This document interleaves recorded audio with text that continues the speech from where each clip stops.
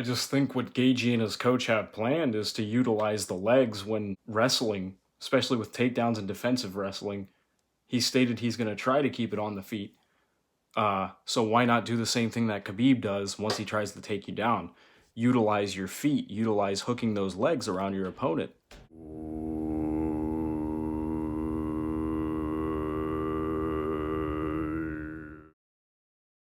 Hey, what's going on, you guys? Today in this video, we're going to be speaking on Khabib versus Gaethje for the first topic, and then for the second topic, it's going to be not bottling up your trauma. So, Khabib versus Gaethje.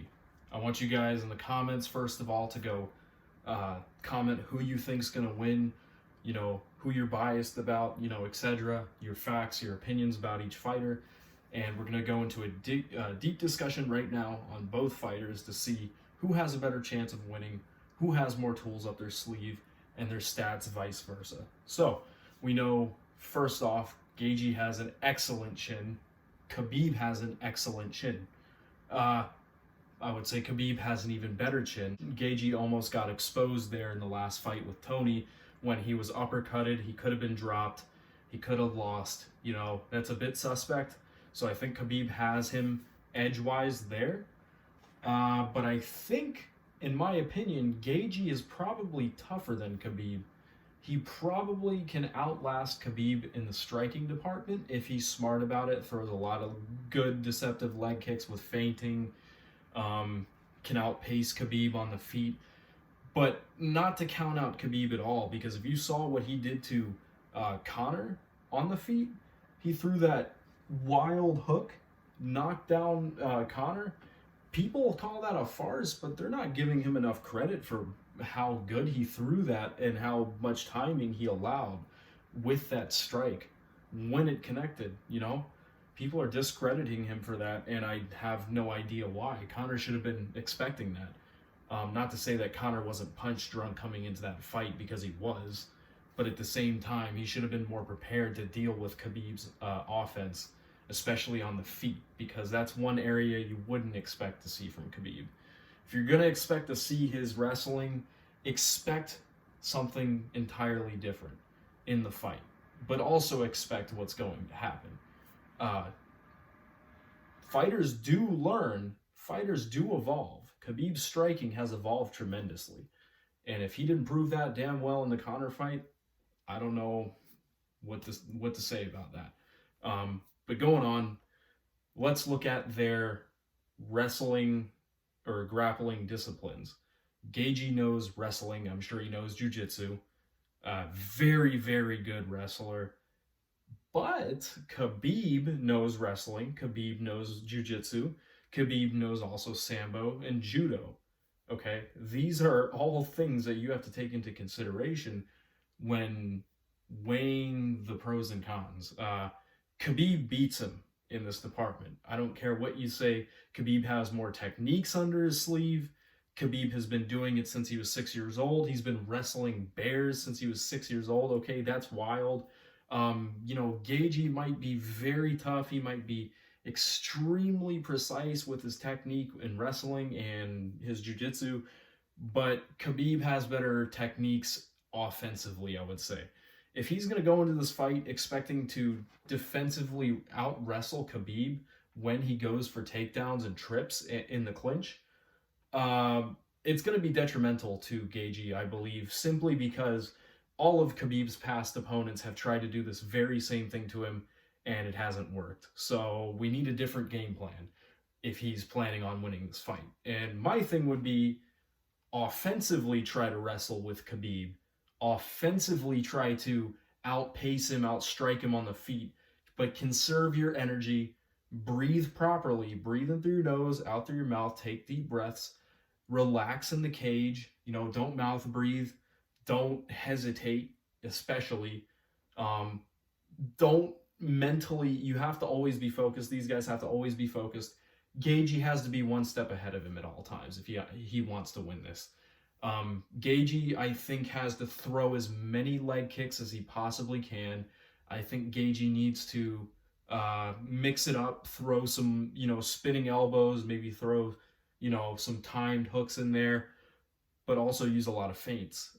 He's going to have to win by either a KO or a unanimous decision, in my opinion. I don't think he can outpace Khabib in the grappling department, not even in the clinch, I would say. He might get lucky here and there, you know, kind of like what Conor did when he stuffed the first takedown, but then Khabib still reversed it. And if you saw, he got out of that bottom position and, you know, he basically reversed it and he still got Conor to the ground. So that tells you all you need to know about how dominant he can be. I've seen Gaethje's highlight reels. He's a performer. He likes to throw a lot of striking. Go with that. And if you come to a situation where you're stuck against the cage or you're getting taken down by Khabib, go for offensive-minded wrestling. Go for submissions. Do basically what Dustin Poirier tried to do, except better, submission-wise. So this is, you know, this is Khabib's world. And if I'm able to predict what's going to occur in this chain of events in this fight, what I think Gaethje and his coach have planned leading up to this is I think that they are going to utilize the legs when they go for takedowns and defensive wrestling as well. Just like Khabib does. If you see in the Dustin Poirier and McGregor fight, he relies on not just his upper body like a traditional or a, you know, American wrestler. They rely on both. They rely on their lower body as well. And if you see, Khabib did this. He hooked his legs and feet around the opponent's legs as they're struggling. And that's not to say it'll keep you down, but once you do get up and you're on the cage and you notice you're up, the opponent tends to get, you know, overconfident that they have escaped, they can move away, they're safe, and then he goes and shoots for another takedown. So I think Gaethje's going to try to pull the same thing on Khabib in this match. So here's the problem with trying to take down Khabib, though. Even if he is offensively minded, it still might not work in his favor. Khabib is like a 100 overall in, you know, a UFC video game, in my opinion. Might be higher, but here's the thing. Most traditional wrestlers like Gaethje will try to go for something where they will scoop under the knees right here, and they can pick you up and then put you on the ground. While they're changing levels, they go down onto a knee and try to scoop both legs or go for a traditional single leg. But what Khabib tries to do instead is he'll either do a very deceptive trip in the clinch, or what he'll end up doing, he'll shoot for a double or a single, and then he'll pull his head up so it's not all the way down here. He's not leading with his lower back or his spine. He's leading with his chest up, and he's putting his arm between the pec and the anterior deltoid while he's got this leg, and he's pushing you back, or he's either tripping you, or he could even slam you. All right, so last part of the video, I hope you guys enjoy so far, not bottling up trauma. So this all comes down to mentality.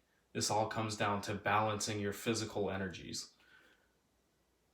Trauma, it can come about from childhood things, it can come about from a dead family member, it can come about because of a past situation. Stress, anxiety, even depression. And these are things that people believe are causes that lead to all these bad things, but it's actually an effect. All this depression, anxiety, etc., it's all an effect of how you think. Just like a ball or a body in motion will stay in motion, the same thing is true for a thought. A thought in motion will stay in motion. That being said, if we try to evolve our way of thinking and return to more positive ways of thinking, we can begin to evolve biologically. So you need to take care of your physical health first and foremost, though, because many people get this one wrong. They think, change the mindset and the body will follow. But what you don't realize is changing the mindset takes gradual, long-term, consistent progress. It's not just one thing you do in a day because you said in your head, oh, I'm going to think different from now on. In a week, a day, 2 days, 3 days, a week, a month, a year, it's going to fade away. It's going to go away. You're going to forget about it. But the more you look after yourself physically, the more you take care of your body, the more you take care of things like eating, getting enough sleep, doing things you should be in your activities of daily living, then your mindset is going to follow because your body is forcing it to change, so to speak. You're utilizing more positive, free flowing energy throughout your body. You're awakening more of that divine feminine energy that they speak on in yogic culture and the practices. This is what happened to me when I had my Kundalini awakening. I was about 25 to 30 pounds less, and I had a lot more happy, free flowing, positive energy. Not to say I'm a negative person right now, but I definitely feel more of the negative effects of awakening more of the divine masculine energy, simply because it's hard on my body, it's hard on who I am as a person. I should not have this extra mass added on, but I do it because I love it. You know, even if it has physical repercussions like some negative mindset ways of thinking, you know, I'm aware of the positive changes and the negative changes to the point of where I can allow myself to evolve past that. I took experience with me. I didn't take the Kundalini awakening with me, you know, after the fact, after about 2 or 3 months. But what I did take with it is the experience and the knowledge of how to get back there. So knowing this, it's about, like I said, the things you eat, the things you do, what type of exercise you're doing, how much sleep you get, etc. You know, learning to clear your mind, learning to slow things down, learning not to think. Thought should not be a negative stillness. It should be a positive existential experiencing. You should be experiencing just pure awareness in existence. People think of meditation as this crazy, like, oh, I have to sit down, do my breathing a certain way, do this a certain way, I'm meditating, I'm not thinking. But it's more about being consistent and being true to yourself and learning and becoming. And through these practices, through practicing all this, you're going to eventually get to that point where it becomes natural. You're not overthinking all the time anymore. You're not eating unhealthy anymore. You're not doing, you know, not getting enough sleep anymore. You're doing things that are positive to you, and that's what matters. So I hope this helped. Don't let trauma collectively build up, because if you do this, if you bottle it up, you bottle up one little thing or one big thing, it collectively collapses on top of each other, and it ends up becoming a mountain instead of a rock pile, and then it will ruin your future. So don't do this. Don't bottle it up. Talk to people about it, vent, build yourself back up.